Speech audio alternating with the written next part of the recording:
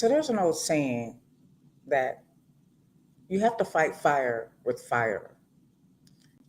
If you want to beat a bully, you have to beat a bully. You can't expect to win if you don't fight back. Or these bullies ain't gonna beat themselves. That's my saying. So basically, what I'm saying is bullies pick on those who they believe they can conquer, humiliate, overpower, oppress. I'm saying if you want to beat a bully, you can't bring a knife to a gunfight. I mean, it ain't fighting dirty if your opponent is already in the mud. Listen, when they go low, we stomp their asses in the ground. Bye, Felicia. Okay, I know. That is no way to start a show. So I will start over and I'll be right back.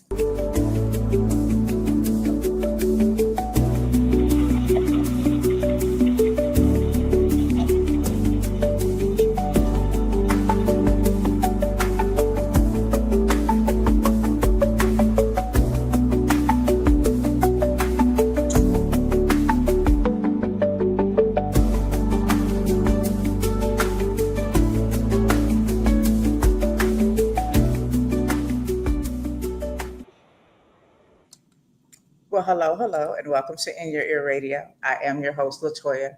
Always so very happy to be with you on a fine Saturday. Yes, it's warm out here, but this is our last hottest month. Very, very hot. But we know when September comes, the temperatures go back into the 90s. Yes, we bragging about the 90s, okay? The 90s was a cool time anyway. I'm saying 90s music, 90s wear. Shout out to FUBU.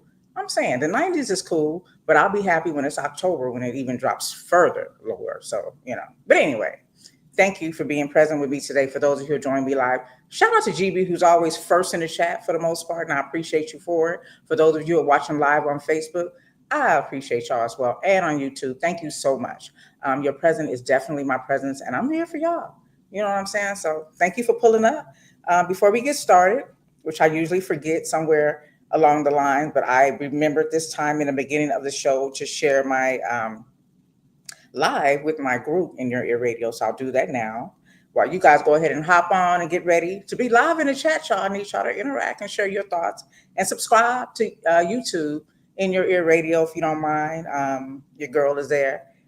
So let me go ahead and share this to my group In Your Ear Radio. I done it properly. And I am done with that. Okay, so back to you. Y'all got my full undivided attention, and I hope that I have yours, okay? So, yeah, it's a lovely Saturday. Again, very happy to be with you. Shout out to everybody celebrating a birthday today. Shout out to Knick Knack Paddywhack, my long friend from this junior high, who's celebrating her birthday today. I might come pull up with you, and hang out. Not sure yet, depending on, depending.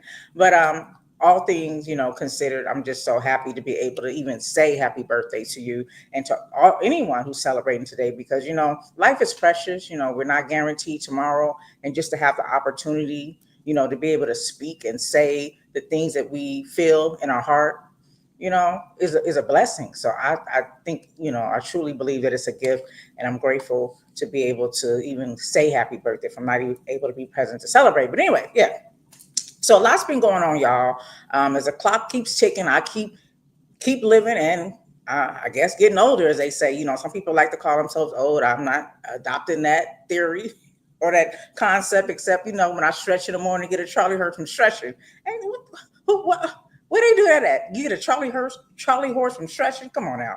But anyway, so those are some of the signs that remind you of the body, just like with a vehicle, right? It's shiny and pretty, on the outside, especially when it's brand new. But over time, given knowledge and wear and tear, you're going to start feeling the effects of all of that commuting.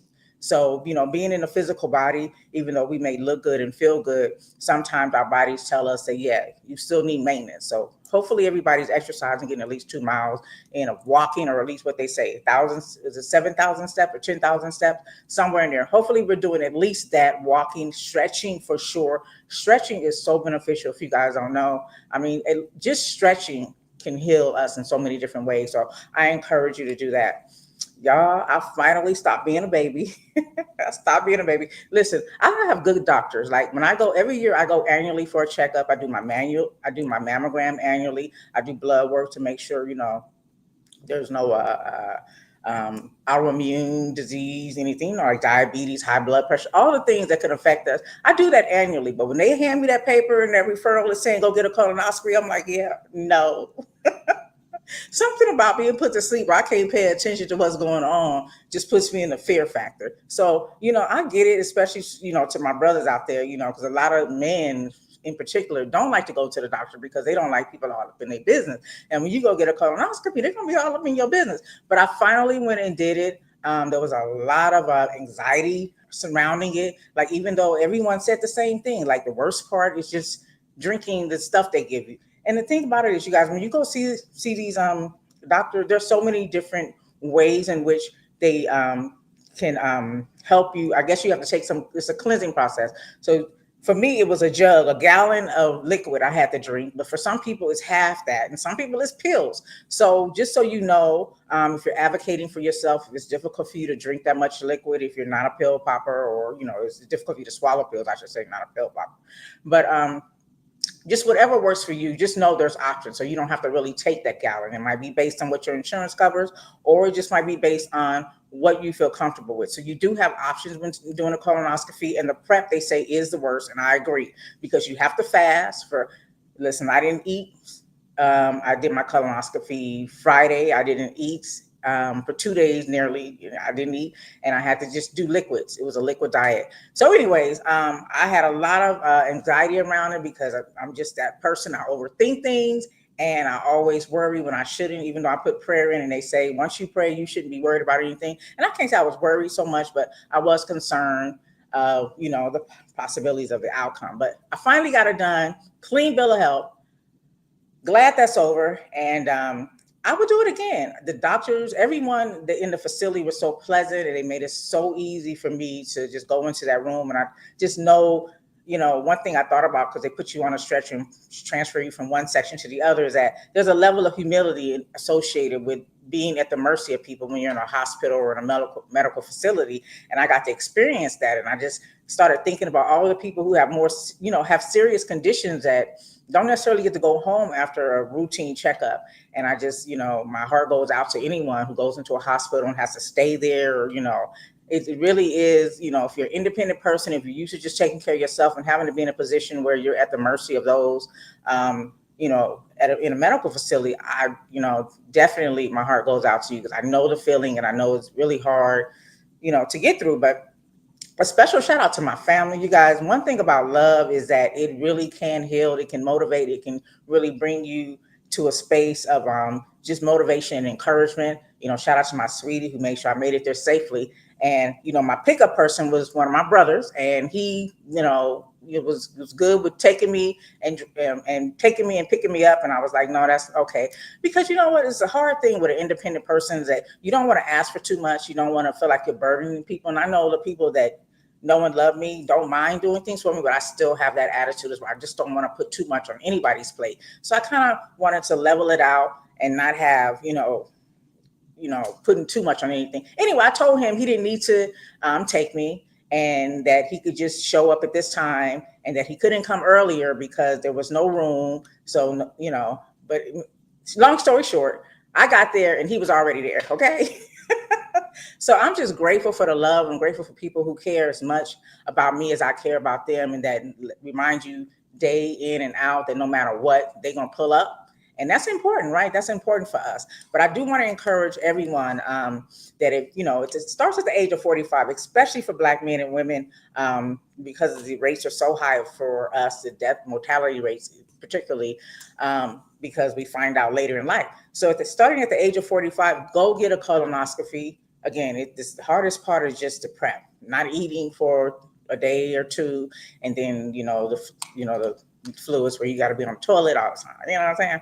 But so I encourage you guys to do that. So approximately 3.9% of men and women will be diagnosed with colorectal cancer at some point during the lifetime, based on a 2018-21 data study, excluding the COVID-19 2020 time period. But in 2022, there were an estimated 1.4 million plus people living with colorectal cancer in the United States. So 65.4% of people survived 5 years or more after being diagnosed. And we know that we lost, now the name just escaped me at the same time that I'm thinking of him. So charted to my head and not my heart. But he was in Black Panther. We lost him suddenly due to cancer, colorectal cancer, colon cancer. But it happens a lot in Black people. And according to the American Cancer Society, estimates that the number of colorectal cancers in the United States in 2025 are over 100,000 plus people. There'll be new cases, over 100,000 plus, okay? And that's about 46,000 plus new cases of rectal cancer. So for colon cancer, we're looking at over 100,000, over 46,000 for new rectal cancers. And we know that's common. Most common rectal cancer is most common in men at 27,000 and 19,000 in women. And these are 2025 results. So these are real people with real lives, with real families and real things going on. Shout out, yeah, Chadwick Boseman. Yeah, we lost him due to colon cancer. So it's very important that we, at least we can get ahead of it, right? At least if we know, we can, treat it. If we know early detection is the key. And the rate of people diagnosed with colorectal cancer has dropped, which is good news because people are getting checked. Science is proving that early detection does help. So people are going to get checked. And it dropped since the 1980s, mainly because, again, more people are getting checked. And, there's life, they're changing their lifestyle per se. But from 2012 to 2021, increased rates dropped by about 1% each year. But the downward trend is mostly in older adults. So people who are over 50 are the ones who are going to get checked out. And people younger aren't. So they're more susceptible to getting late diagnosis where they may succumb to a unfavorable prognosis. So it's very important. Some of the risk factors, just so you know, is excess weight. So if you're overweight or considered obese, that is a factor. If you have type 2 diabetes, and a lot of people who do have type 2 diabetes have unfavorable prognoses when it comes to colon cancer. It's your diet too. I heard somebody say their doctor told them eating pork is good and eat more of it. And I'm like, he hates you. Your doctor hates you. Your doctor is telling you to eat more pork and beef. Your doctor don't like you. Okay. I'm just telling you.com. Please believe it. But eating beef, pork, lamb, or liver, red meats does promote, the risk of getting colon cancer. And, that's one of the things that I had to fast part of my prep was no steak. So it's something to it, right? So your diet is very important. Processed meats is very important. So if you're eating like bologna, hot dogs, hot links, things like that are processed, common. I'm not saying here and there at a barbecue once a year or once a month at least, but if you're eating that on a regular basis, processed foods, then you're increasing your risk of getting colon cancer. Cooked meats, and this was interesting to me to find out that cooking meats in very high temperatures, like frying, broiling, but grilling really got me because we know we like to burn them edges. I like my I like a little crisp blackness around my meat, especially when it's on the grill. That can actually increase it. And I guess there's some chemicals that are created when you fry, broil, or grilling your food that might raise your cancer risk. Also, having a low blood level of vitamin D. We know, shout out to my mama, rest in heaven. I miss you so much and love you. Vitamin D is, she would always tell me, like, make sure you get a lot of vitamin D. Vitamin D affects everything. So we get vitamin D from the sunlight. A lot of us aren't spending enough time in the sunlight, which is maybe 15 minutes a day of direct sunlight to absorb and get it into your body. But you still have to eat certain things in order to get that vitamin D to be absorbed as well. So, getting that vitamin D is important. So at the minimum, 1,000 UI a day. Your doctor may recommend more. Vitamin D is very important. That may increase your risk. Eating healthy is the deal. Fresh fruits and vegetables, whole grains, those limit and avoid getting colon cancer. And again, avoiding red meats and sugary drinks. Sugar is a big deal too. Sugar is a cancer Sugar brings cancer to the party. I'm just saying, when sugar is there, cancer want to pull up. Smoking tobacco is also cause an increase in cancer. People who smoke tobacco also increase the risk of having colon polyps.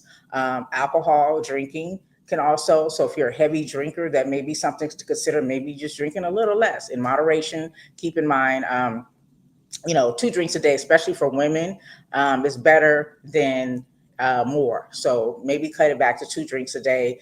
That will help lower the risk of many cancers, because they're saying now, even though they told her red wine to help you with your blood and all this, you just never know. But obviously, alcohol does affect your organs in some way. So who knows what it does when it comes to cancer. Your age too. Like I said, most, historically it was people over 50. Now we're looking at people who are older than 50, younger than 50, excuse me, that are getting colorectal cancer. And it's not hard for me to understand what that is. They're putting more chemicals in our food. Our food ain't food. They're putting red, all these dyes, red dyes, things that your body doesn't recognize. So God put on the earth for you and me what we need in order to survive, in order to heal our bodies, to maintain. And then we have creatures in the world who came into the world and they want to outdo God. They want to outbox God. Your hand's too short to box with God. What happens is you cause people to die. And in their answer to that is to just create pharmaceuticals. And that's how they get rich or die trying. You know what I'm saying? So we have to know that, what we're putting into our body is very important. God is divine. If you look up what the word divine is, you'll understand what I'm saying is, putting natural products, natural foods, natural elements into our body is what's going to maintain. I always mention this and talked about this on many other shows as an example of how your body recognizes foreign objects into the body. For example, antibacterial products. For example, people who wash their hands with antibacterial soap. Doctors have did a study and learned that in the body, antibacterial the ingredients are recognized as testosterone. So people who wash their hands more than usual often and are using antibacterial soap, if you're feeling fatigued or just, not yourself, your stamina is low, it could be because your body's not producing enough testosterone. And it has nothing to do with, you being a man or a woman, because women do have testosterone too. It's just you're washing your hands so much and your body thinks you have enough of what you need. So all these fake ingredients that they're giving us are harming us. And we just need to be cognizant of that. We use them when we have to, but not all the time. Everything in moderation. But the main thing is, with the high rates of cancer in Black people in general, colon cancer being one, is your racial and ethnic background. American Indian and Alaskan Native people have the highest rates of colorectal cancer in the United States, and again, followed by African American men and women.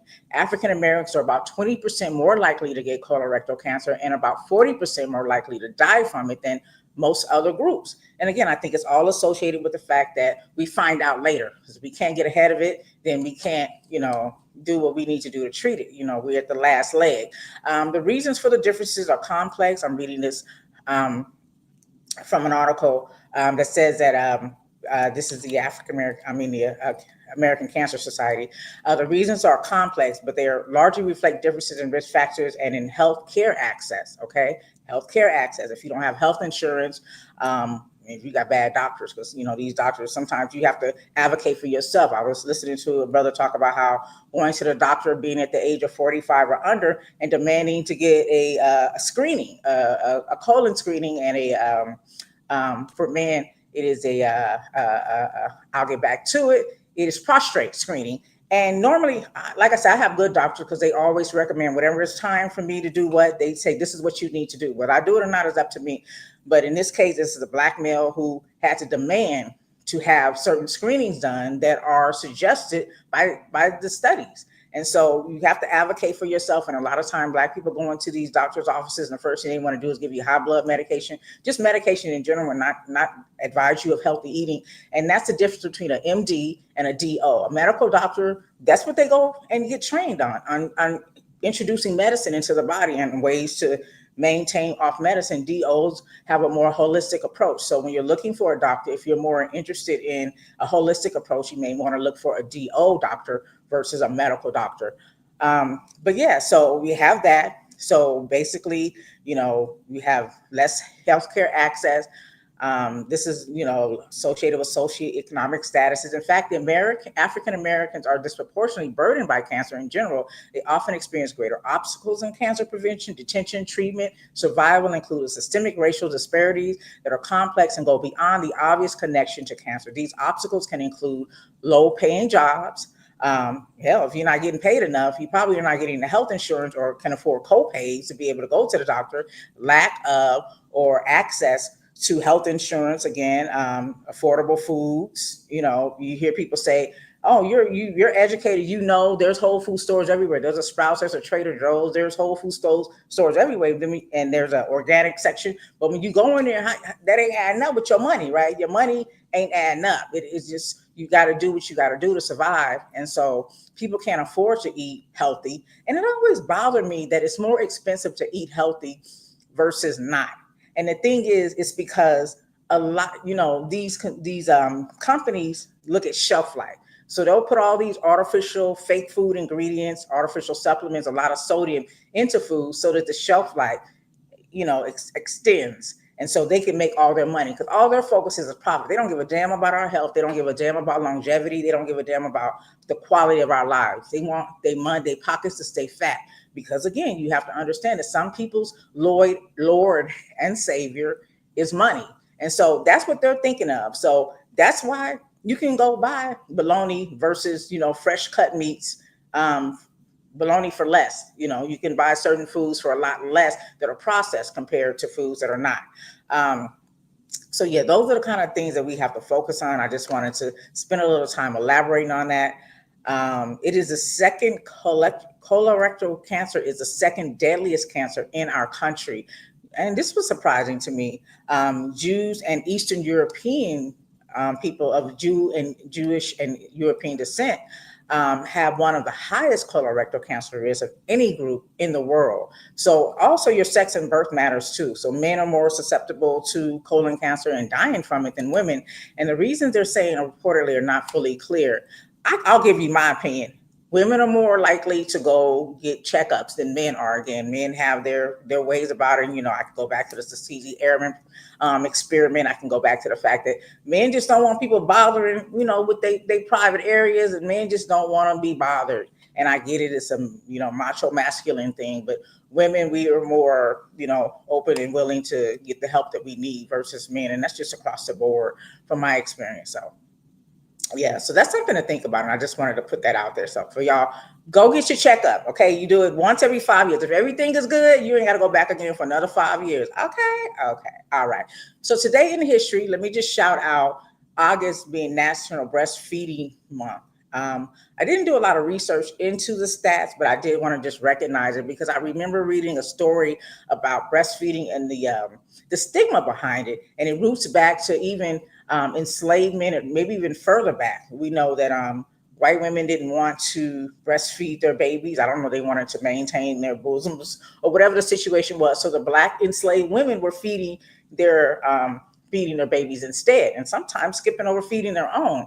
And then at some point, they introduced cow's milk into the equation, which we know a cow weighs I don't know what the numbers are off the top of my head, but a cow weighs way, way, way more than an infant at birth. And so that milk that is particularly for a cow now being given to a child, even in the smallest, increments, is still a high dose of whatever is in that milk, which is supposed to be to build the calf in that case. So, but the interesting thing that I learned about breastfeeding, and that at some point, because now we have baby formula, right? It's much more popular than breastfeeding. I think more people feed their kids formula than they breastfeed, and some women just aren't able to. They're not able to produce the milk. So this is not a finger wagging at women who don't breastfeed, or maybe they just don't feel comfortable. But over time, it's become a poor woman's thing to breastfeed. How crazy is that, right? How crazy is that? And I learned that in the Asian community, they're not really, I don't know what it is right now, but historically, Asian women didn't, they prefer to buy formula for status, just to show that they can afford to buy milk versus having to feed their kids from their bosoms. Like God, again, it goes back to the point where I said, well, God gave us what we need to be able to maintain and sustain. Like actually gave you the ability to be able to maintain and sustain a life through your bosoms, and you choose because you're worried about status quo, people judging you and thinking that you're poor. You rather go buy a formula that does not do what your breast can do, your breast milk can do for a baby. So shout out to National Breastfeeding Month. It's also Black August. If y'all don't remember Black August, I talked about this before, probably last year, recognizing Black August. Um, it's a little different from Black History Month, but it does recognize Black people in activism, but more so is correlated to focus on political prisoners. So people who have been incarcerated, wrongfully incarcerated, had the book thrown at them for maybe things that aren't necessarily things they should have been had the book thrown at them for. So in Black August, just to give you a little history, George Jackson, this is what all incited this. So George Jackson, an activist, he died in a California prison on August 21st of 1971. He received 1 year to life in prison in 1960. Prior, he received 1 year in life in prison. 1 year to life in prison. I need to reiterate that because um, that just shows you how the slavery mentality is still here and it never left. To say, I can own you for 1 year or maybe for your entire life. I'll decide. So that's what I heard when I read this. He received 1 year to life. That's a broad spectrum, not 1 to 5 years, 25 to life, 1 year to life in prison. You know what I'm saying? And that was in 1960 for allegedly stealing $70 from a Los Angeles gas station, according to a 1970 book review from the New York Times. During his time behind bars, Jackson began studying the ideas of Karl Marx and Vladimir Lenin. He wrote Eric Cummings in The Rise and Fall of California's Radical Prison Movement. He is considered one of the most outspoken, I should say, voices of racism in the criminal justice system at the time. So in the letters to his parents, his younger brother, Jonathan activist, Angela Davis, and others, he wrote these letters. Jackson articulated his frustration and rage over systemic racism and his imprisonment. The letters were ultimately published as a collection titled Soledad Brother, The Prison Letters of George Jackson. So these are just information that you guys can go read later and learn more about his plight before his demise. Then in 1970, Jackson and two other incarcerated Black men were charged with the murder of a white prison guard. The same year, Jackson's brother Jonathan was killed in a shootout with police outside the Marion County Courthouse after taking a judge hostage to try and secure his brother's release. The Los Angeles Times reported this in 2015. This is what I'm reading from a report from Los Angeles Times of 2015. On August 21st, 1971, George Jackson, who was incarcerated at San Quentin State Prison at the time, used a gun to take a prison guard hostage and forced him open several cells, according to the Los Angeles Times. Jackson was killed in the ensuing chaos, and he and several other inmates attempted to escape from prison. 3 guards and 2 other inmates were also killed. A group of incarcerated people came together to commemorate the death of Jackson, and the other prisoners in that time became known as Black August. So there's a quote saying, so there was an idea that this could be a time that imprisoned people in California prison system could use for reflection, study, and think about how to strengthen their struggles. This is according to a quote from Rachel Herzing, an activist who advocates for the abolition of prisons in 2016 interview with the Truly Press. So basically, it's just covering the fact that there's a lot of mistreatment going on in the prison system, and people are indeed fighting back. And unfortunately, there's going to be casualties. All is fair in love and war. There's a quote saying that. So this just gives a history. You can go in and read more about it. But all of the things that happened that I'm talking about were due to people fighting back. So during this month, originally, they wouldn't use radios or television. They would fast between sun up to sundown and practice other measures of self-discipline. Eventually, the commemorations during that month were taken outside of the prisons too. So this is still considered the month of Black August, and it's recognizing those political prisoners. Social justice organizers also point out that numerous other instances of Black resistance against systemic racism and state-sanctioned violence took place in August, including Nat Turner's Rebellion, Okay, because they'll tell you the story of Nat Turner poisoning his enslaved the slave masters, um, killing them, slaughtering them, but they don't tell you the story of the fact that he was actually stolen and forced to work for them and to breed. Okay, also the March on Washington, as we know, people peacefully marched, and police officers and regular citizens came out and cause harm to those people who were protesting against oppression as well. And then there was a Watts Rebellion, and I guess a lot of us were around during that time. I wasn't, but I do know of that story. So there's a lot of history of us fighting back, beating the bully, trying to defend ourselves against people who are trying to, keep their knees on our neck. So I just wanted to shout out that as well. And just thinking about people who fight back, shout out to Genuinely Poised, who's in the YouTube chat. I appreciate you. She says, hola, hola, ¿cómo estás? Buenos tardes. Yeah, so remember the chair incident? Y'all remember that? Y'all know what I'm talking about when I say the chair incident? So that was the Montgomery, Alabama Riverboat, Alabama Brawl. Y'all remember that? So that wasn't too long ago, right? So that was captured worldwide. It captured the attention worldwide of people because it was just like a wild incident, but it showed us as a people, Black people particularly, fighting back. This was an incident where we was like, nah, son, this is it, right?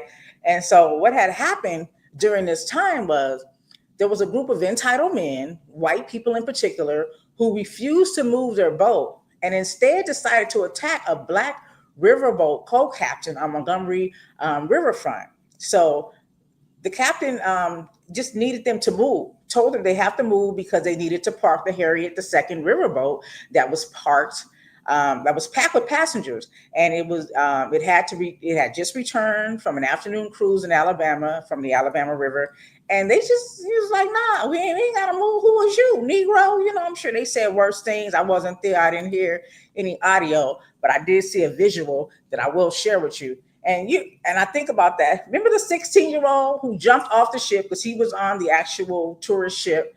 He jumped off ship and oh my God, swam. Okay. I mean, that was just a beautiful moment because there's just so many stereotypes. I mean, everything associated with that. The fact that they say Black people can't swim. Bro, 16 years old, jumped off the ship when he saw that this white man had slapped the hat off of his peoples, one of the employees, which happened to be a Black man. Yeah, he jumped off the ship because, mind you, they weren't close enough to park. He jumped off and swam at the aid of his coworker. I don't know the relation outside of that, but yeah, it was his coworker. So that was what's up. So let me see if I can get this give you a little snippet of this video of what had happened during this Alabama brawl. This was wild, y'all. This is just a little bit though, but this was wild.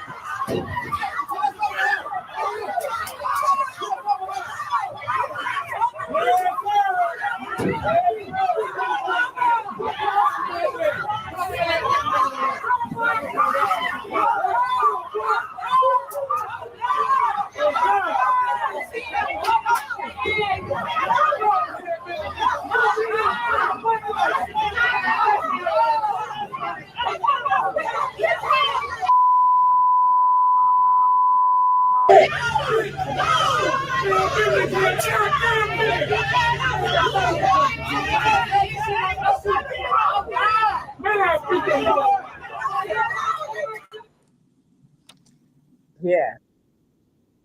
So it went down. It went down, and then of course it was, so many people took videos, so it was just so many different angles. in reference to what had happened on that day. So this man was just basically telling them, look, you can't listen, when we clap, when a black person clap, just know and understand that they done talking, like they didn't say what they didn't have to say. Okay, the end. We clap at the end, clap, clap, and then next thing you know, this man slapping off his hat and all hell broke loose. And that's what we like to see.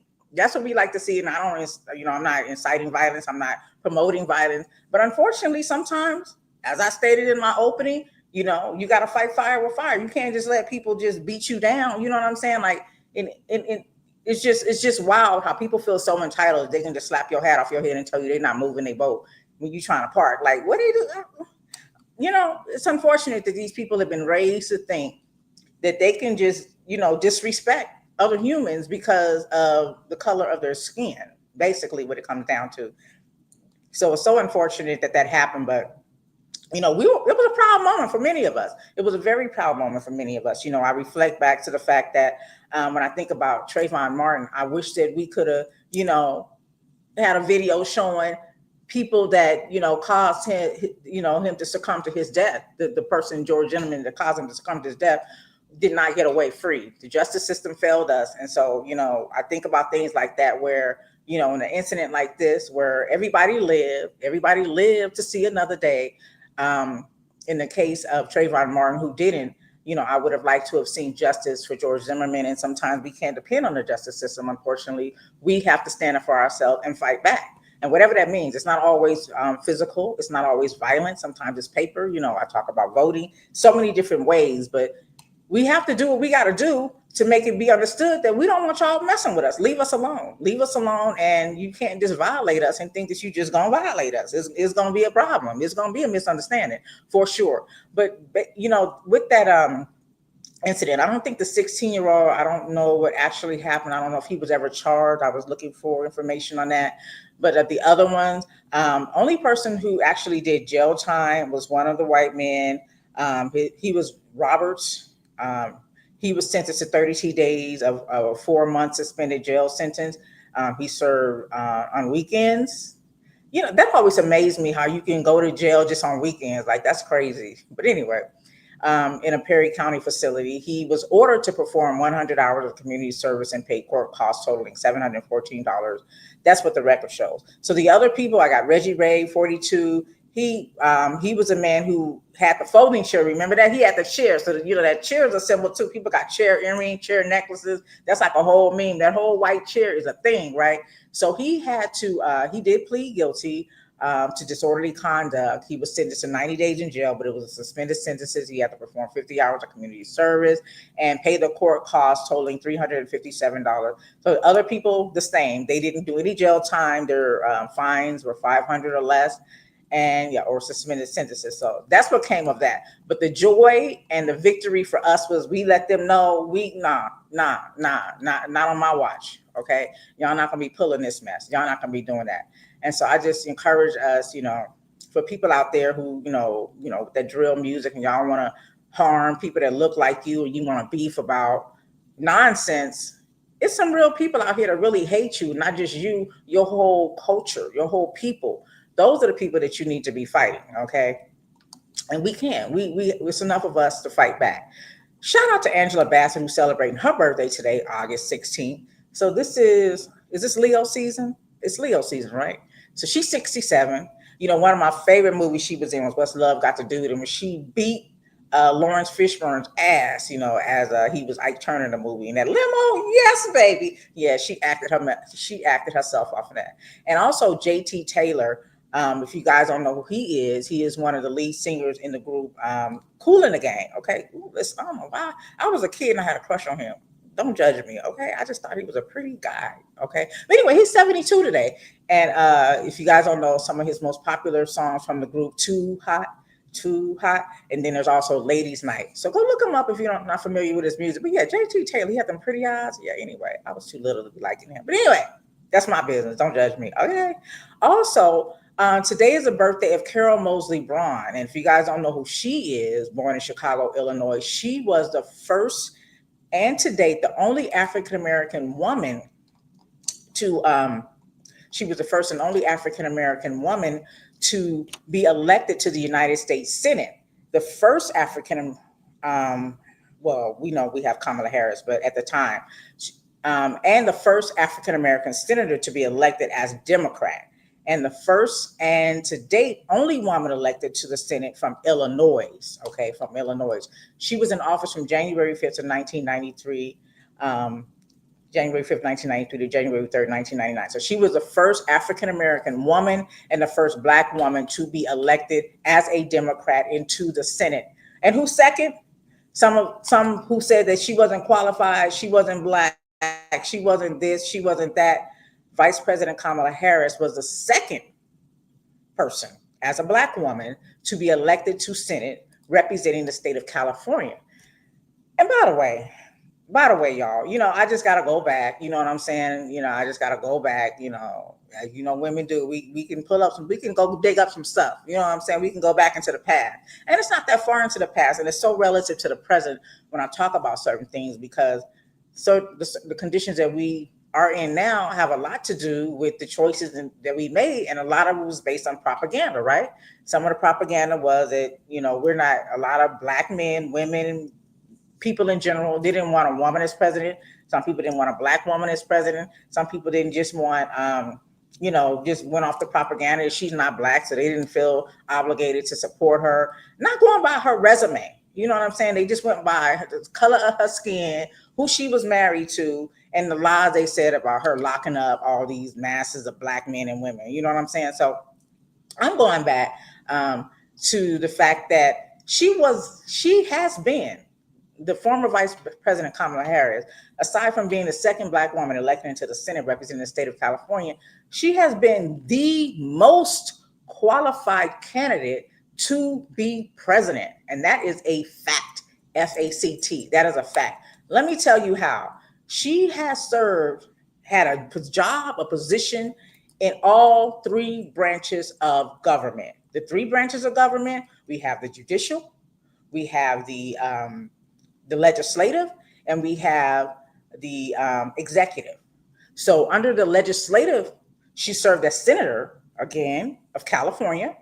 Okay, in the legislative position, they make the laws, they write them up and present them. Okay, to pass them and get those bills going. Under the judicial, she was a district attorney in the state of California. So they evaluate the law. They don't incarcerate people and lock people up, but they do evaluate the law. And the third branch, she was in the executive position as the vice president. So this is why I get aggravated and I'm not open to having conversations with people that argue her on being unqualified and supporting the other side on the basis of her resume, that a woman can't lead and they don't think that she would be respected. Her resume longer than any other president's. No other president has served in all three branches of government. You know what I'm saying? So the propaganda is real, y'all. And a lot of people fall for the okie doke, and it's so unfortunate. It's so unfortunate. Heads up, y'all. Next weekend, I will be celebrating life with my family, so I will not be present live on In Your Ear Radio. I will be back next weekend, the following weekend, I should say. But that's going to be Labor Day weekend, so I'm going to go turn up with the family. So in the terms of the entertainment world, it says that I will be dark next weekend on Saturday, which means that the lights out. Not after dark. We're not doing it after dark. I don't want that to be confused with after dark, but I will definitely be dark. I will not be having a live show. So the interesting thing about Labor Day, a lot of us just look at it as a day off with pay for those of us who are lucky enough to have a day off with pay.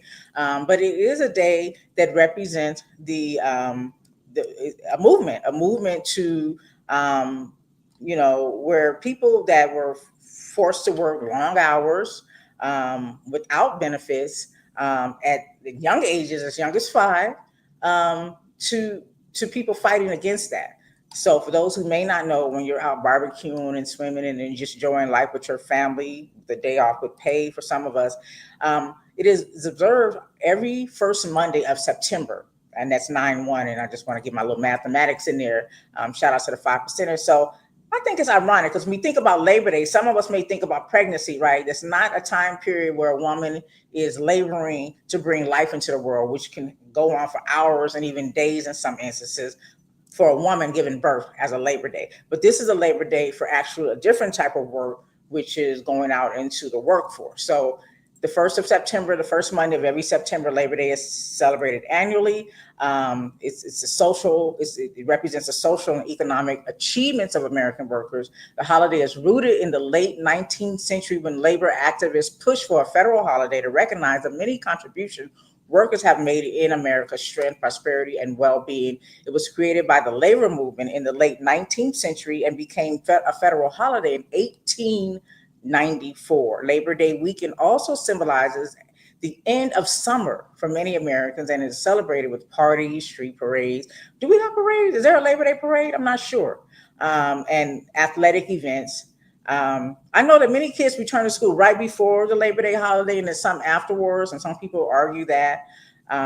Yeah, some people argue that. So people of all ages, particularly the very poor and recent immigrants, often face extremely unsafe working conditions with insufficient access to fresh air and sanitary facility breaks. So as manufacturing increasingly supplanted agriculture as the wellspring of American employment, labor unions, which had first appeared in the 18th century, grew more prominent and vocal. They began organizing strikes and rallies to protest poor conditions and compel employers to renegotiate hours and pay. So many of these events turned violent, and this period included the infamous Haymarket riot of 1886. If you guys want to look into that, which in which several in Chicago policemen workers were killed. Others gave rise to, I wonder if other civilians were killed as well. I know this article just highlights the policemen, but others have gave rise to longstanding traditions.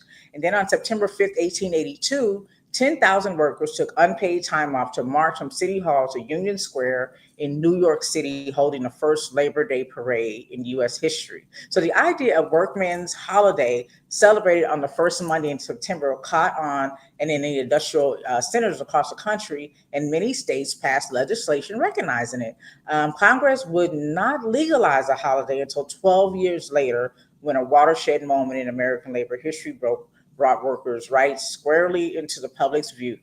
And so on May 11th, 1894, employees of the Pullman Palace Car Company in Chicago went on strike to protest wage cuts and the firing of union representatives. Okay, so they're not really sure who created Labor Day, but in the wake of the massive unrest and in an attempt to repair ties with American workers, Congress passed an act making Labor Day a legal holiday, again, in the District of Columbia and territories. On June 28th, 1894, President Grover Cleveland signed it into law. Y'all remember him, President Grover Cleveland?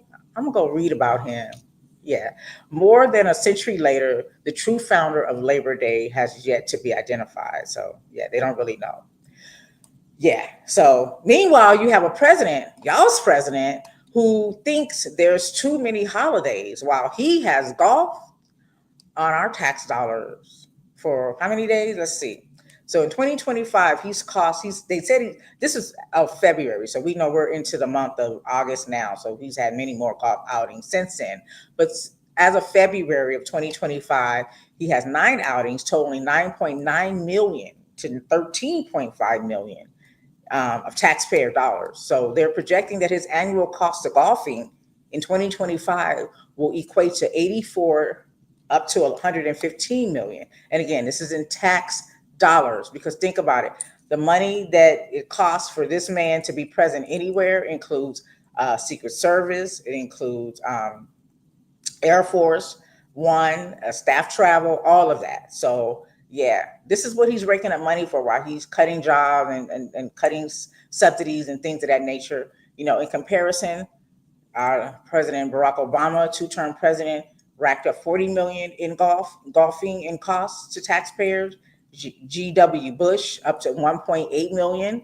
So again, this man is already at, in 2017 to 2011, y'all's president during his presidency between 2017 and 2021 racked up $340 million in golf expenses under the taxpayer's dollar. Okay. Yeah. So that's where we're at. And shout out to GB, who's adding to the conversation, coming back to the conversation about the vice president. Kamala Harris, and he said it's confused. It's what's obviously confusing. Some were against her because she was black, while others were against her because she wasn't black. Said such educated voters, right? You know what I'm saying? Everybody. I mean, they said it with a conviction too, right? They said it with conviction, like she ain't black. I remember being in a household with a Mexican woman who had immigrant parents, who and was like, she's not black, and I'm just like, was a proud Trump supporter, and that was the argument, like that was the main ingredient for me to choose someone that would have my best interest at heart. No, you could be a white person and have my best interest at heart. It wasn't about race. Race was a factor because in some situations, people that come from my background, which she was an HBCU graduate. I mean, come on, y'all. Like, we really did the knowledge instead of watching Fox News. You would have learned so much more about this woman instead of just letting people feed you propaganda and going and reading and doing the knowledge on your own. But many people didn't do that, and the Republican Party banked on it. They know their people. You had y'all's president saying he loves the poorly educated. They are the most, what did he say, the most smartest people or whatnot. He's a poorly educated. Does he have a college degree? No, but he ripped a lot of people off with Trump University. He ripped a lot of constructors off with all these casino buildings. Shout out to Atlantic City.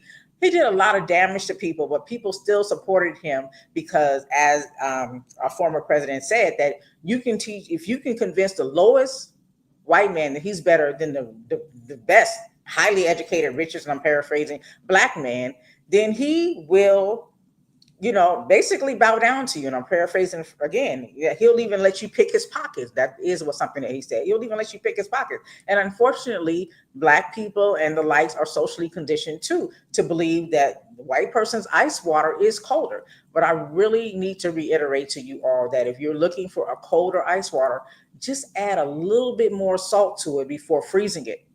It's not about race. It's just about salt. Okay. And speaking of salt, we might need to get a little bit more salty with people. And I want to get into that conversation as well as we talk about what they're doing over in DC. But before we get into that, I do want to mention that if you guys aren't aware, one of our favorite shows to watch, at least for me, the Soul Train Awards and the Hip Hop Awards, will not be presented this year. Did y'all know that? The Soul Train Awards and the Hip Hop Awards, which is brought to you by BET, Black Entertainment Television, okay, is not going to be performed this year. Normally in October, November, we are entertained by the latest and the greatest, per se, okay, whatever that might mean to you guys. But the Soul Trains Awards, which has been a staple of BET's programming for over 3 decades, has been suspended this year. BET CEO Scott Mills announced his decision, stating that the shows are being reimagined for the current media climate. The suspension comes amid a broader trend of declining viewership for traditional TV broadcasts and financial pressure on BET. The network is exploring hybrid models, possibly integrating live performances with interactive fan voting or short-term digital content. However, the exact format and timeline for the future of Soul Train and Hip Hop Awards is uncertain. And that's an article according to USA Today. So, yeah, Soul Train, program creator Don Cornelius. If you guys don't know, this came from back in the day. Soul Train was like one of the only shows. I think we had, what was it, American Bandstand? Maybe when I was a kid. What was that guy's name? We had that, but it was white centered. So Soul Train centered black entertainment, the stuff we actually listen to in our homes as black people, part of our culture. So to see Don Cornelius bring out this show, the Soul Train, was the dope. You know what I'm saying? It was so dope. And you guys know we have that Soul Train line. You can't go to a black house party without the Soul Train line. And then we have a word scramble and all of that. We do that at parties as well. But he actually brought it in 1987 as an award show. So that was just awesome. Seeing your favorite entertainers live and in color perform and receive awards was a big deal. So that was unfortunate. And with the Hip Hop Award, that began airing in 2006. I think it seems like it's been around longer. Maybe I'm just reflecting on the Source Awards. I remember the Source Awards, all in the videos. Listen, I used to watch the Source Awards and be like, I would never be in that audience. It always looked like something was going to break out at the Source Awards. But I enjoyed the performances and seeing some of my favorite rappers and entertainers live and in color. But you know what I'm saying? Them hood brothers, they cut from a different cloth. You know what I'm saying? They ain't got no etiquette. Some of them. You got some that, they know how to, put on a collar and, be very demure. What do they say? The whole term demure or whatever. Da, da, da. But anyway, so yeah, 2006, the Hip Hop Awards came out, and it was an annual ceremony showcasing hip hop's artists, performers, and producers. Yeah, so it's not going to be here in October or this year. So yeah, yeah, yeah. But I was reading some of the opinions. Some people are saying that amidst the canceling of the Soul Train Awards and the Hip Hop Awards, one person said, "I agree. It's because we no longer have superstars." What y'all think about that?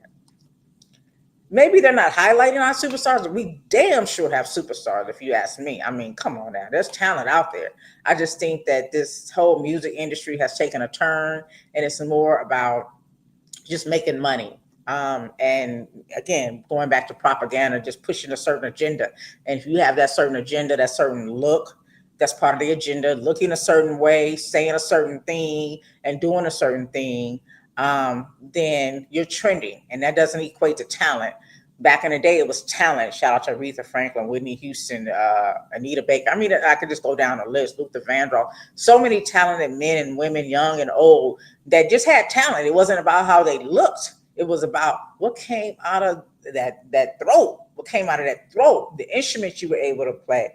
Like it was about pure talent, because we know that talent is a gift that God gives us. Not everybody can sing. Not everybody has a gift of playing instruments. Not everybody has a gift of dance and speaking and just all of the things, all of the great gifts that some of us are gifted to. So we honored that, but it became superficial. They made it a superficial thing, right?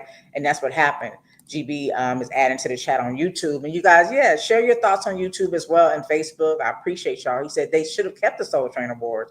The Hip Hop Awards had already fused within the BET Awards. Yeah, the BET Awards, I think, kind of redeemed themselves this year. Like they made me feel like I was back in the day, how we didn't have DVRs, where when the awards came on, everybody was pulling up at the same time, and you were seeing some of your favorite people, and they brought it back to that. They brought it back to talent and just, the wholesome energy that our talent can bring, our culture. It was really about our culture, not so much about just whatever this is, this era that we're going into that I hope we're phasing out of. But yeah, I agree. It was fused. It was kind of infused. And yeah, because a lot of these rappers, they shouldn't be rappers. They should not. They should just put the mic down. I don't know. Just go find another occupation, because that ain't it, bro. That ain't it. That ain't it. But I agree with that. Yeah. So another comment was that there was disappointment. So canceling. Someone said that canceling Soul Train Awards and was like, I don't know. It says R&B is having a commercial resurgence. It's such a shame. It says canceling the Soul Train Awards. Wow, R&B is having a commercial resurgence. It's such a shame. And yeah. So maybe the tides are turning. We're getting back to conscious hip hop. We're getting back to conscious. We're getting back to R&B, because, like I said, like GB said, R&B and hip hop is like it's an infusion. They're being fused together, which they shouldn't be. Rhythm and blues versus hip hop. Hip hop told a story in a poetic way. Not that R&B didn't, but it told it in a respectable.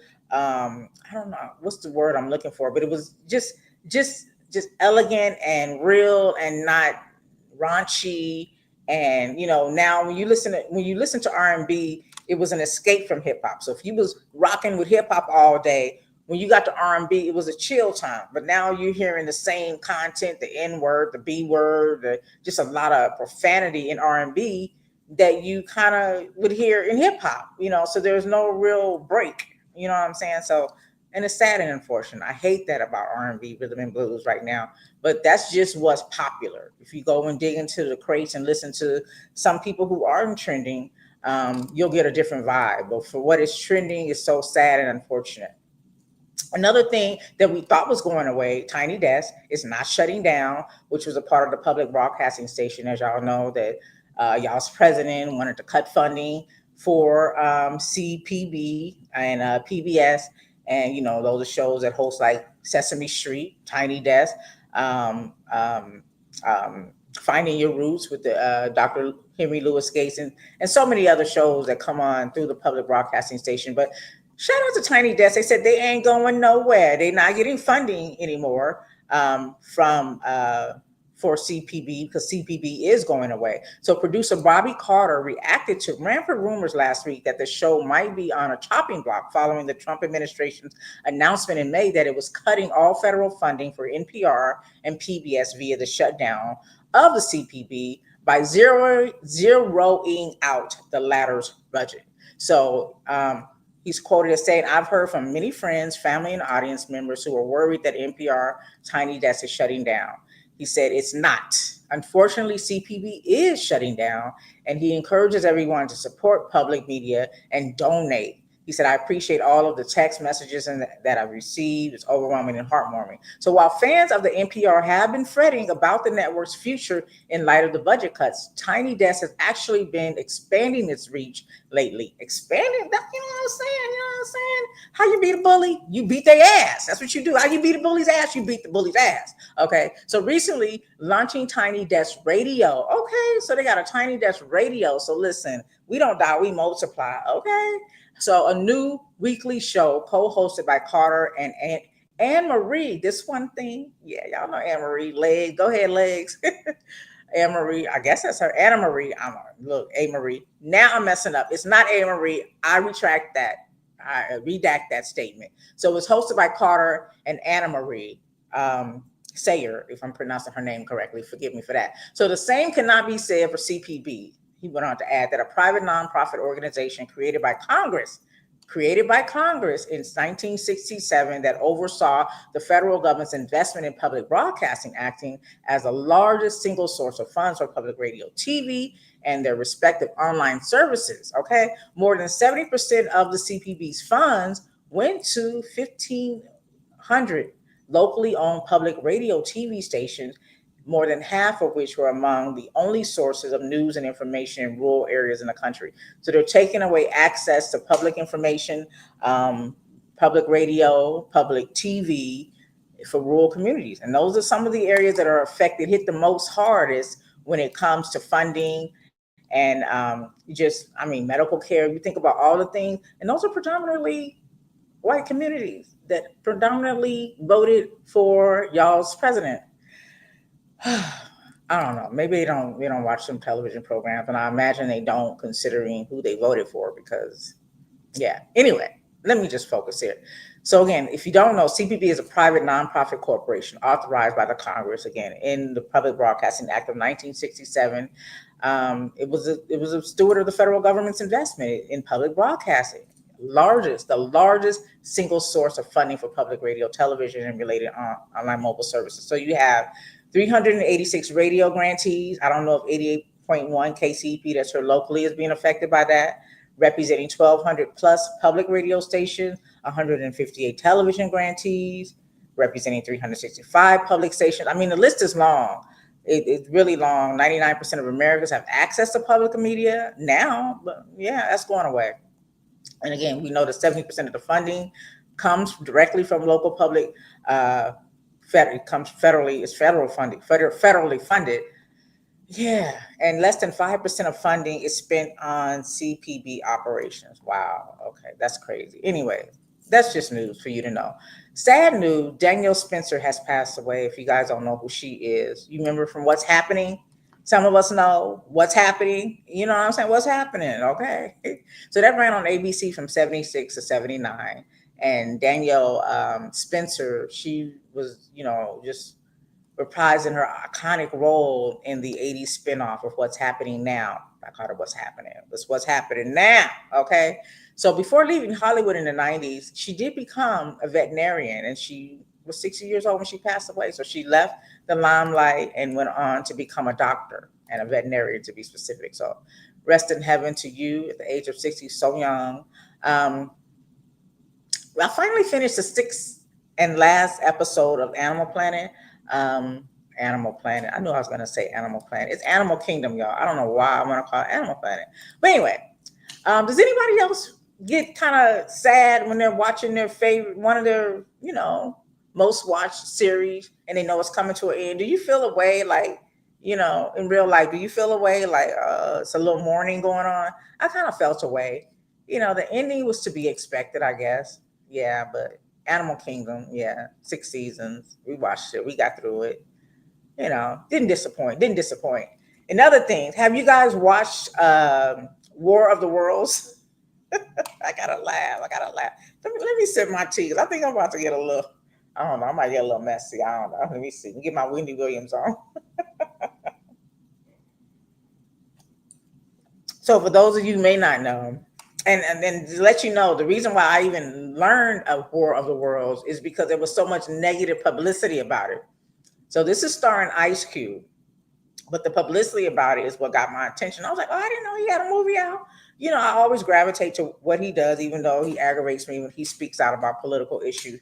I'm still on the fence about him. I haven't thrown him away like I've done some other entertainers and, people who shouldn't be talking, especially when it's, putting a roadblock in the way of progress for people that are trying to, maintain democracy.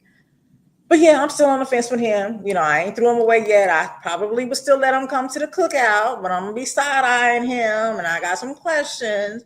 But yeah, so this movie was rated as 100 of 100 worst movies of all time. Wait a minute.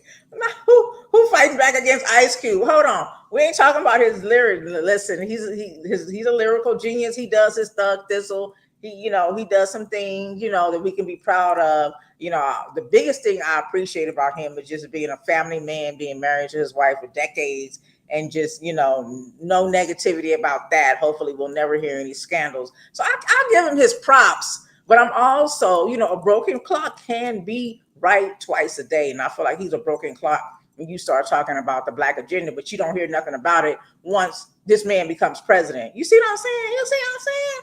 So I'm just saying.com, like there was a lot of people, and Black men in particular, and I won't say a lot, but those who were influential and significant, impressionable with their opinions that were speaking out against the Democratic administration, didn't have anything negative to say about the Republican administration. So, I mean, if you were talking about both, I can't be mad at you. Like, be objective and point out whatever you see as their flaws. But he was coming out, well, we need a Black agenda. And we're like, yeah, I get it. And Biden does have a Black agenda. Did you go to his website.com? But in the meantime, over everything, we don't want number 45 to be president. Like, do you know what we up against? Like, period. Like, we want to say the lesser two evils, the greater good. Trump ain't it, y'all. Trump ain't it. And he was kind of, people like us, people that are saying, no, we ain't disrespecting Ice Cube, will lend an ear to what he had to say. But where you at now with your Black agenda? You ain't pressing that against the Trump administration. You ain't making sure the Black agenda is done. No, instead you on podcasts talking about how, quote, they doing too much when it comes to how they gaffling people up in the name of immigration. They're doing too much. So he cool with it. It's just y'all done went too far. I think he said y'all went too far, if I'm quoting him correctly. So look, listen, I'm gonna call a thing. I'm gonna point out when you're wrong and when you need to stay in your lane. Like when we want to talk about lyrics and content and how you've been influential in the hip hop community, I'm gonna give you your props. I'm gonna give you your props. Listen, he said y'all listening to the album Everything Corrupt. Listen, I will listen. Like I said, I can't take away his talent. But when it comes to these politics, it's real. It's real out here. People try to act like this is just, business as usual and that this doesn't affect us. But meanwhile, you have people cheating. They lying to kick it. They literally drawing lines in states and gerrymandering so that people in concentrated Black areas their votes don't count towards who they would normally support, because they want it to be that the Republicans lead in the House, okay, in the Congress and the Senate. So this is real, regardless of how you may feel about it. You good with them taking your taxes, you should have an understanding of how important it is for you to have a person that represents your interests and be able to at least have that person in a position where you can tell them this is what you need to do. But if you have someone that bows down to y'all's current president and don't give a I don't give a shout out to a boss. I don't give a not a single solitary. If you that's who you bowing down to, if that's who these leaders are bowing down to, we don't have a chance, and we're seeing that now. So no, I can't really, I gotta point my finger at him. I gotta tell him to fall back. He's gotten money from uh I can't get his name right now, but he rolls with Trump's son. The I'm thinking of the other guy. But y'all know how my brain works. But anyway, he be mixing and mingling with this Republican Party. But like I said, keep that same energy. You're not talking about the black agenda now. You should still be pressing it even harder now, because we have a person in the presidency seat who's trying to take away everything black. He literally is having his representatives go into all of the museums and investigate to take away any history that shine that's what he thinks that it shines negative light on American history, like slavery. Like he wants to big up the Confederacy. He's bringing back, y'all's president is bringing back Confederate statues to army, to military bases. He's doing a lot to try to diminish the black plight here, what we've done here as black people. But you don't hear nothing about that. You don't hear him pressing the black agenda now. So look, you can like his music, you can bob and weave and dance and enjoy his content, but I'm just saying, don't just speak about it, be about it.com. Listen, I got to keep it 100. But anyway, this movie is rated as one of 100 worst movies of all time. That's all I'm saying. Have you seen it? What you think? Or you just gonna ride with him because you like his content and you've been rocking with him since the 90s and the 80s? I'm just saying. I watched it, but we ended up turning it off. you know, I'm the kind of person that tries to filter through things so I can chew up the meat and spit out the bones, because I'm always looking for the knowledge and the information. And sometimes it's buried in the BS. You know what I'm saying? Sometimes it's buried in the BS. And so, it's based on this, well, let me just say, so it's based on a computer security analyst working for the US government. He finds his daily life is disrupted by the alien attack. Accustomed to dealing with virtual threats, his struggle extends to secrets and government that the governments may be hiding. Now, basically, he's sitting at a desk all day. He has access to everything. He can, if you're walking out on the street, if there's cameras around, he can zoom in on those cameras and hear your conversation. Now, not you don't need your permission. So you could be walking on a public street, and if there's cameras and microphones around, he can zoom in on your conversation. Those are the kind of things I was paying attention to. But literally, the movie is him sitting at a desk. It wasn't like, a lot of people called it bootleg. They said he felt like he was reading from a script, but it's actually based off H.G. Wells' 1898 novel, The World of Worlds. So, there's been many, many World of Worlds. I don't know if they're all under the same, you know, under the same like theory or the same concept of World of Worlds, or they're all individual. I would think that that's copywritten. So if he says a World of Worlds, it's associated with the original War of the Worlds that came out in 1953. But we got it from 1998 to 1990, and the last one prior to this one in 2025 came out in 2013, and they're all associated with aliens invading Earth. So there's different storylines, but it all comes back to aliens invading Earth. And no different from this, aliens had invaded Earth. You got Eva Longoria in it. So you think of the people who were in it: Ice Cube, Eva Longoria, Clark Gregg, Andrea Savage, Henry Hopper Hall. The list is long, but Ice Cube is what drawed us in, right? And definitely Eva Longoria, because we like her as an actress as well. But so that's what drew me to it, Ice Cube being in the movie. But again, we couldn't even get through it. I would have just watched it to the end. But again, my takeaway is just showing all the different ways that technology gives them access to us. So, and because of our voluntary listening devices. So if you have Siri, Alexa, if you have an electric vehicle like them little Tesla cars, it just shows different ways. Even a computer and a cell phone, it just shows different ways in which they can just tap into and hear and see whatever they want, because you have voluntarily signed up to give them access to whatever, And so that's what I took away from it. So the storyline may not have been all of that, big ass robots, again. But in all fairness, because again, I can be fair. Like I'm gonna tell the truth and shame the devil. But this movie actually was presented, written, prepared in 2020. And so Ice Cube signed up to be part of the cast in the leading role during the pandemic. So if you're watching it, you probably need to know that backstory that this was during the pandemic when it was filmed. So obviously it made sense that he was just sitting at a desk and there wasn't a lot of interaction. So it looked bootleg because people wasn't really trying to be more than 6 feet close to each other. Okay, so I'll just give it that in all fairness. So that was in 2020, and he took on the lead role.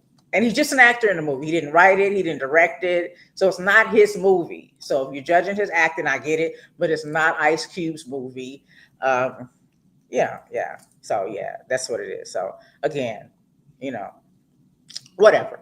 So let's just close out just to touch on I just sometimes I just don't even want to have a conversation about what's trending in the news or what really, really matters because it's just so overwhelming.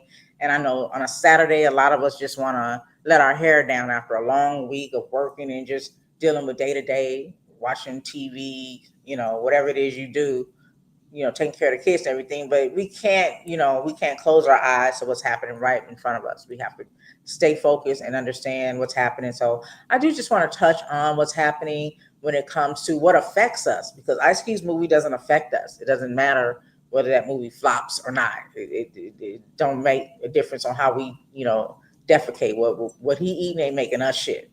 But when it comes down to how they're going into DC and militarizing DC, that does affect us. It affects the people of DC. It's going to affect the people in the surrounding areas of DC.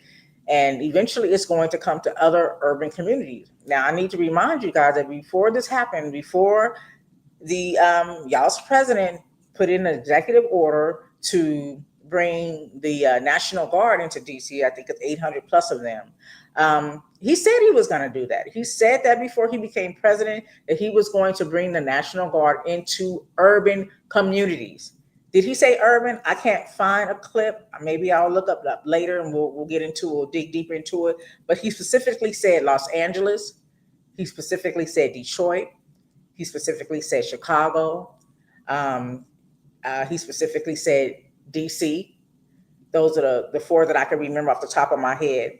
And when you think about the demographics, that equates to urban communities. So the dog whistle was there. I mean, they not really dog whistling. They just saying it how it is.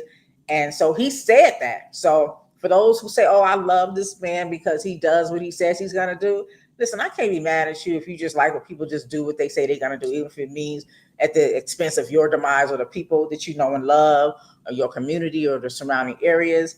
You don't care about other people and you just like the fact that a person is doing what they want to do and you think this is their apprentice. You just eating your popcorn and you good with this until it directly affects you, and you probably still will be okay with it. Listen, I'm not talking to you. You're a non-effing factor to me. Shout out to Evan Lozado who coined that term. You're just a non-factor to me. But in real time, yeah, in real life, these are the things he said he was going to do. And so now we have 800 plus National Guards in DC. They're saying they're going after crime. They're going after crime. You have a lawless president, y'all. He says he's going after crime as a 34 felony, twice impeached, sexually abused convicted, racial housing discrimination convicted, grabbed him by the pool nanny, saying 6 bankruptcy having, Epstein file associated, is saying he's going to fight crime, and people are still going for it. People are still going for it to the point you have people within the community saying, yeah, there's crime out here. They need to do something about it. I'm glad he's put, something needs to be done. Why aren't you doing it? Why do you need a white man to come and save you? You need a white man to put on a cape to save your community? Go out there and save your own damn community if that's how you really, really feel. Okay? But in real life, that's not what he's there for. He's there because there is no governor in DC. So he doesn't need the approval. Not that he would, take it, shout out to Gavin Newsom. He's going to do what he want to do because he's learned that all he has to do is executive order things, and he can do what he want to do. And people aren't going to fight him hard enough. Nobody's going to arrest him. Nobody's going to do what needs to be done to beat a bully. If a bully is beating your ass, the only way to beat a bully is to beat their ass. The only way to win is to fight back. And we're not doing that. Our representatives, that those who have voted and elected them into, there are some, Jasmine Crockett, there are some, they are, when we think about the gerrymandering that's going on in Texas, again, where they're actually making it so certain cities have fewer influence on who the next representative, be it Congress or Senate, are based on, you know, separating them in their votes. So you have people who have left their state. I think they went to Chicago, from Texas to Chicago. They've left their state and said they can't make a decision without us. And so we're going to stay out. That's a sacrifice. And that is a sacrifice, because imagine what's going on. You got to remember, these local representatives who represent their city, not the ones that go nationally, but the local representatives, they're making, I think it was 600 a month to represent us. So their income comes from something else. Is you have to imagine there's a passion for what they do, aside from having, the connections that they get from being in that position. So they're only making a couple, $600 plus a month to represent their city and their state. So, but in the meantime, we know that there's a midterm coming up. And so these Republicans got a lot of kicking. They've stolen the votes. They know what to do strategically to win, and they know they're pissing a lot of people off. So when the midterms come up, which means that we're voting for judges, House representatives, local, basically it's all local, because when we have the general election, it's the president and others, but the big deal is the president, right? So every 2 years we have also the midterms. And so we're voting for our local people. And if people are pissed off and they saying no, and we understand that we need, in order to change all of the things that they've done, taking away subsidies, taking away Head Start, taking away supplements for the elderly, all of the things that they've done to affect people, by flipping the House and flipping the Senate, having a majority Democrat, there is an advantage. We can change some of this. But right now, these Republicans, their Lord and Savior, aside from money, is number 47. And so they're wedded to him and not to their constituents and the people. They could care less. And so this is what we're up against. And I just, it's just so much going on. The redistricting is just crazy. The redlining is crazy. This stuff is really happening, y'all. And so for people who think that voting doesn't matter, in real time, they're showing us how important it is. When we touted the fact that, they make it so that certain people couldn't vote. If voting didn't matter, why would they care if ex-con or someone who has a felony conviction votes or not? If it doesn't matter, if your vote doesn't count, why would they even make it a factor on paper? Okay, so that just lets you further know that it is it makes a difference. They want it to not matter, and they work overtime while you're sleeping in the midnight hour. They're working overtime to make it so that our votes don't count. But we know our votes count, and that is our power. That is one of our greatest attributes to this whole democracy, if we want to maintain it. Right now, we have a president who is trying to get rid of a democracy. So instead of using the House, the Senate, and the Congress to come together and equally decide and vote and pass a bill, he is circumventing all of that with executive orders, and people are allowing him to do it. They're not even, some of them are fighting, but we see that people are still being affected. People are still losing their jobs. People are still losing their subsidies. People are losing their housing. People are losing their income. People are losing their freedom. He had an executive order, a bill to make it legal to put homeless people in institutions. So they're out there in DC criminalizing homelessness and gaffling people up and saying you can go to jail or hell, or jail to the medical facility. It's just a lot going on, you guys. And I just, for those who think this ain't real, don't wait till it affects you directly. That's not how good people do. If it's not affecting you directly, that's good. God bless you for that. But we need to know that it's coming to your front door eventually, because when people are out of work, that's when crime increases. This man is talking about, crime is increasing in DC when the mayors have all stated how crime has decreased. The FBI even reported just in the country itself, as of 2024, crime in the United States has dropped by 4.5%. And that, and that's compared to 2023, with the murder and non-negligent manslaughter decreasing by 15%. So what is he talking about? And if you want to arrest somebody, go lock your own ass up. 34 felony having president. What the hell? Come on. Okay, so it's just not making a whole lot of sense. And again, I know this is not a real series. I mean, it's not a real story, but it is a series. And if you watch, like I said, I love watching sci-fi and just certain movies and things of that nature that introduce us to what's coming next. And watching The Handmaid's Tale, it's like a playbook, you guys. It's a whole playbook on what is coming next. Um, so even in this Handmaid's Tale, it says in DC, DC was the first state they went after when they started taking away the rights of people. And they attacked women first, and then they came to trans, the immigrants. Like, it's a playbook. And I encourage you guys to go. What's the website? I had it here to find out what stage they're at when it comes to the Project 2025, everything that we've been talking about, Project 2025. I encourage you to go and see where we're at and understand. And the thing that bothers me is they gave us the playbook. They put it in our face. And those who represent us weren't counteractive. They're being reactive. So they didn't look at this and go, oh, we're going to get ahead of this because we see what they're doing. Because maybe they just really didn't believe that this could really happen. But go to project2025observer.com. That's project2025observer.com. And you can see where we're at, because it's really, really happening. I talked about it 2 weeks ago about how they're, civil commitment and how they're gaffing up the homeless people again. They've made it legal to do so. And you hear people talking about the diversion, right? That, they're just trying to keep us distracted from the Epstein. And I hear y'all, but I've been paying attention long enough to know that even if they just brought it all out to the open, it's not going to change anything. I mean, this man has 34 felonies and he's president. So no matter what he does or what he's associated with, he's been convicted. He told you he grabs people by the poo nanny. He told you that. He told you, I mean, he says it out of his own mouth. So even if the files open up and it puts him right front and center as being the leader of this, nobody's going to do anything. It's not going to change anything. He's not going to be arrested. So I don't look at this as a distraction. I feel like people want to be distracted and talk more about salacious things that have to do with rape and pornography and things of that nature. But I just don't think it makes a difference. Remember when it was salacious to talk about Hillary's email, but nobody's talking about that now. Going back to Ice Cube, where's your black agenda now? Now that, okay, your president is president. Are you meeting with him and talking about the black agenda? What are you doing for us now? Yeah, you hitting with the content when it comes to the hip hop, okay? But what are you doing now?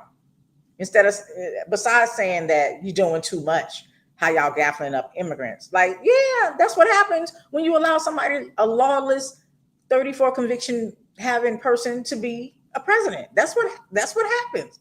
Okay.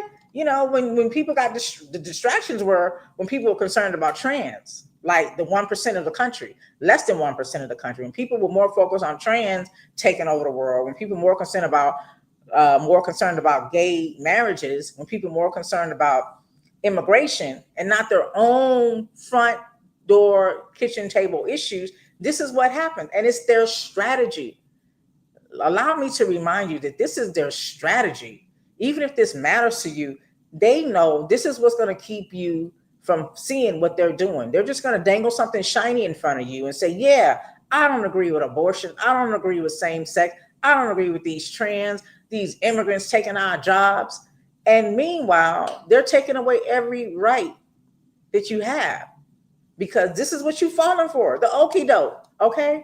Allow me to remind you, you are falling for the okie doke. You have been hoodwinked, ran amok, and led astray. Breaking news if you didn't know. But I want to just close by just reminding you guys, and shout out to Gavin Newsom and other blue collar representatives, because another thing you guys need to focus, I need y'all to not just read the headlines. So when you see that they're gerrymandering different cities, when you see that they're bringing the National Guard into these urban cities, do the knowledge, add up, do the math. Math matters. What's the common denominator? They're all blue cities and states. So what does that tell you? that these people aren't in support of what he's doing. So he's going after the blue. They bang. I've done a show about the red and the blue. What up, blood? What up, cuz? What up, gangster? Shout out to 50 Cent, messy butt. You know what I'm saying? This is what they're doing. And this has to be something that we need to know is important to focus on. This is serious. And don't look up. Don't be Rip Van Winkle. Don't look up and then you don't have anything. There's still an opportunity to fight. And what it's going to come down to, yeah, we're going to have to get in them streets eventually. I mean, some of us are resting per se. We're not really out there with the vast majority of the white women who support this agenda, because you think about the liberty, the women of liberty. It's just so much. It's just so much, you guys, that I could talk about and get into. But I just don't want to overwhelm you, but I just need you to understand that in order to beat a bully's ass, you have to beat a bully's ass. And again, going back to Gavin Newsom and all of those who are saying, okay, y'all want to gerrymander our cities, our urban communities, and make it more difficult for them to have representation, then we'll do the same in Republican cities and communities. And so that's what they're doing. And I associate that with mutually assured destruction.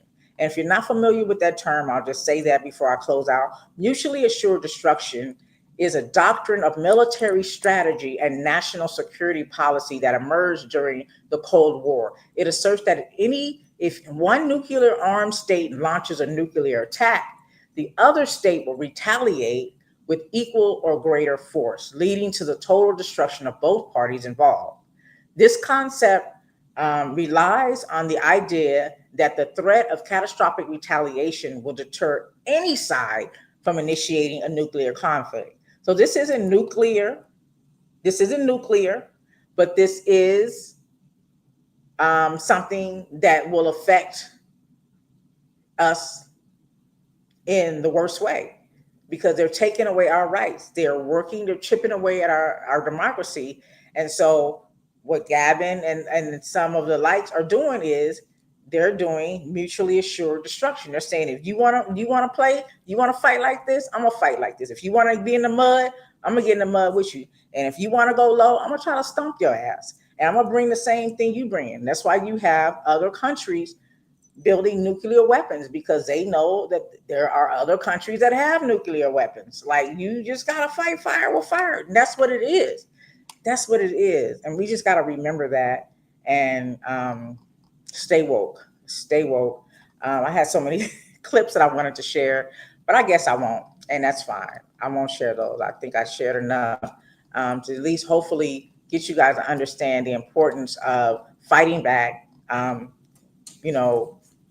defending yourself against a bully, not just laying down or getting down. Okay, you can lay down or get down. Shout out to anyway. I watch too many movies, but yeah. So I just want you to be encouraged to fight back. Be prepared, have your resources intact. That includes, your safety kits, your three-way radios, your food, storage, all those things that you're gonna need in case it really goes down. Stay ready. You ain't got to get ready. But yeah, it's a lot going on, y'all. It's a lot going on.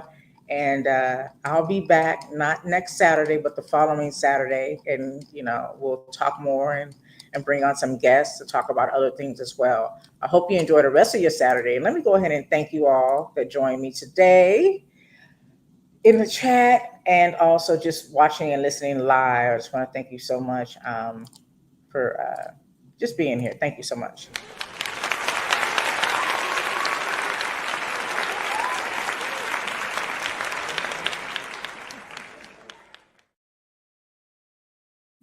And until next time, I'll see you later. Bye-bye.